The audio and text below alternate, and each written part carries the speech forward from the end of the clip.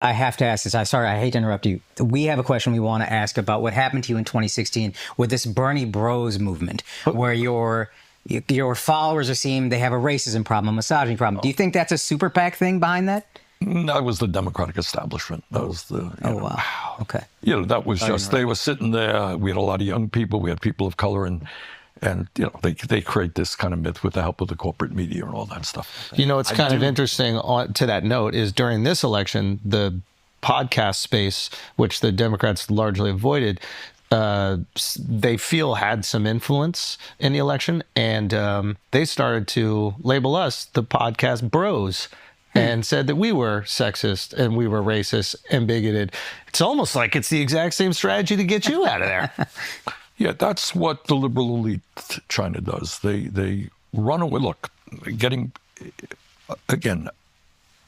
I would hope that everybody who's watching the program is that we as a nation have got to end all forms of bigotry, right? Yes. That I start off as a basic assumption. Unless it's to your close friends, right? Yeah, whether it's racism or sexism, homophobia, or xenophobia, whatever it is. And liberal Democrats talk about that all the time. And then you get to what we call identity politics. Yeah. That you're black, you're wonderful, you're tremendous, you're gay, you're the greatest human being on earth. Yeah. And rather than say, what do you stand for? Exactly. Gay, that's fine, who cares? Yeah. But what do you stand for? Yeah. Is every gay person brilliant and wonderful and great? No, of course not. Everybody's a human being. Yeah. So the issue is what you stand for, which gets you back to what we discussed earlier, class politics, in the sense of which side are you on? Are you going to stand with working families? Are you going to raise the minimum wage to a living wage or not? Are you going to fight to guarantee health care to all people or not? Are you going to demand that the wealthiest people start paying their fair share of taxes or not? Those are the issues. And no one cares what color you are, what your gender is, et cetera, et cetera. Wow, is this really Bernie Sanders saying this? Feel the burn. Feel the burn. I think this is good and healthy for the Democrat Party because, as he said, they've overindulged themselves in identity politics and completely forgot about policies that actually help average Americans. And we know Bernie, he kind of appeals to the populist left of things, but at the end of the day, he is part of the establishment. He's been part of the establishment for a couple decades now, maybe more than that. So when they say this kind of stuff, I'm pretty suspicious because it's definitely not the policies that you run on, and it's definitely not the rhetoric that you stick to.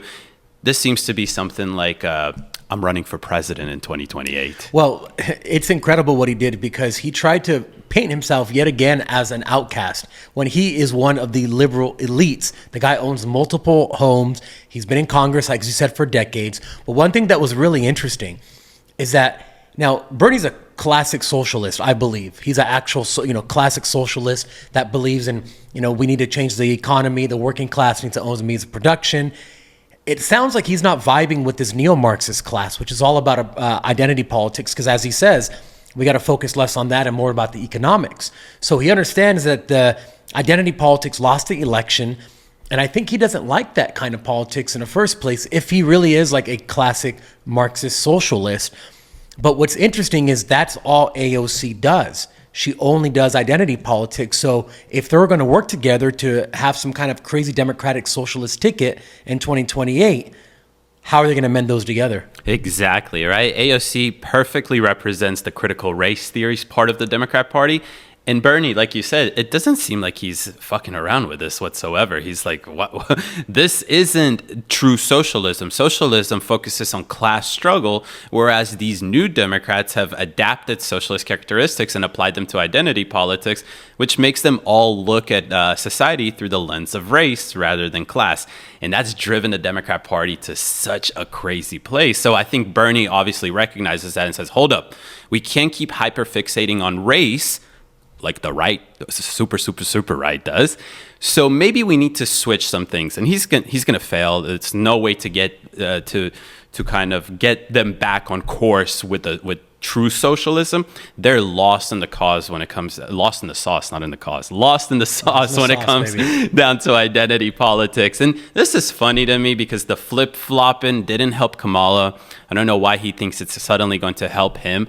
Maybe he's not flip-flopping, but this wasn't Bernie, 2020. This wasn't Bernie leading up to 2024. This is like a nude Bernie Sanders. Yeah, this is he's trying to appeal more centrist almost in the sense where, centrist in the fact that you have far leftists in his own party or the party that he claims to be part of.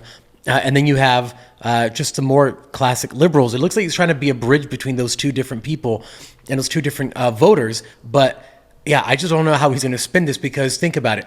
We've never had the kind of change that we're experiencing right now so quickly. And if it works, if all this stuff Trump is doing works, it's going to fix the economical aspect of it. Then what is Bernie going to have to run on? The economics is gone. They're doing way better. You don't want to go back to Biden economics when Trump economics is working. And second, you don't want to go back to identity politics like Kamala Harris was pushing. So where do you even fit in at this point? Yeah, and you can't suddenly become as a populist and open border individual like Bernie did at some point during he was running for the presidency. I completely forgot. He was completely anti-illegal immigration, and then suddenly flopped over to being pro-legal immigration, illegal immigration.